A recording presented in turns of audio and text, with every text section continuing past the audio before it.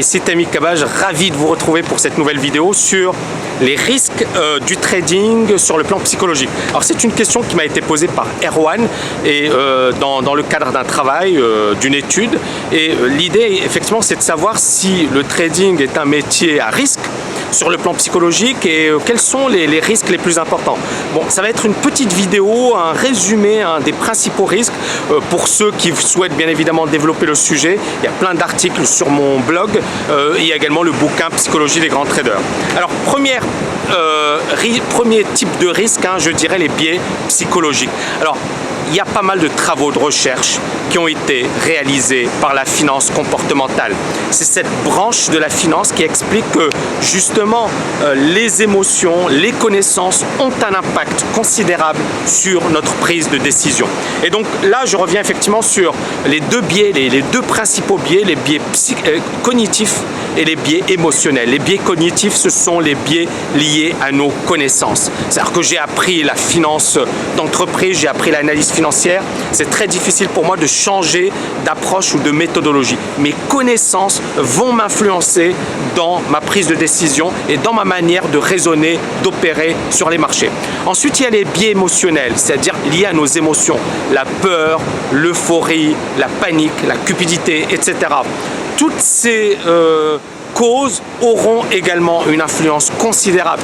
On prend par exemple le biais le plus célèbre, celui qui a été documenté par de nombreux travaux de recherche, l'aversion au risque.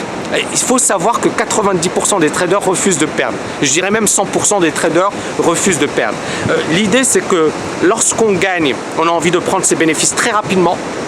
Et lorsqu'on perd, on refuse de perdre, et même si on a eu tort, il faut l'assumer, on refuse d'assumer finalement ce mauvais scénario, on s'entête, on moyenne, c'est-à-dire on renforce sa position et on se retrouve dans une situation assez catastrophique. Donc ces biais psychologiques ont des conséquences souvent dramatiques sur la plupart des traders. Deuxième cause de risque, ou deuxième grand risque en matière de trading, l'addiction.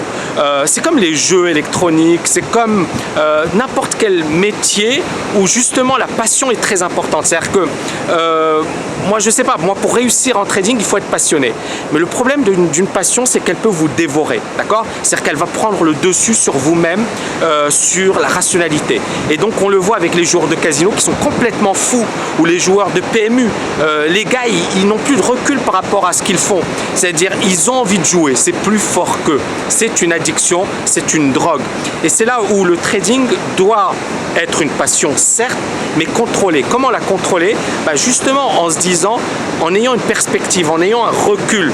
C'est d'abord et avant tout un job, c'est un métier. Et un métier, il faut le faire de manière pro. C'est-à-dire on a des horaires, on a un début, une fin, on sait qu'à un certain moment, si on perd, c'est pas grave, on pourra se refaire, opérer de manière professionnelle. Et justement, pour revenir sur les biais psychologiques que j'avais développés précédemment, j'ai juste envie de dire que les amateurs et les débutants sont souvent victimes de ces biais psychologiques, mais les pros, justement, arrivent à les éliminer, voire à diminuer l'impact de ces biais psychologiques. Même un bon trader expérimenté aura toujours cette aversion au risque. C'est-à-dire que pour lui, ce sera douloureux de perdre. Mais avec le temps, avec l'expérience, il s'y habitue. C'est-à-dire il sait que ça fait partie du job et que les pertes font partie du job et qu'il ne doit jamais prendre une perte de manière personnelle.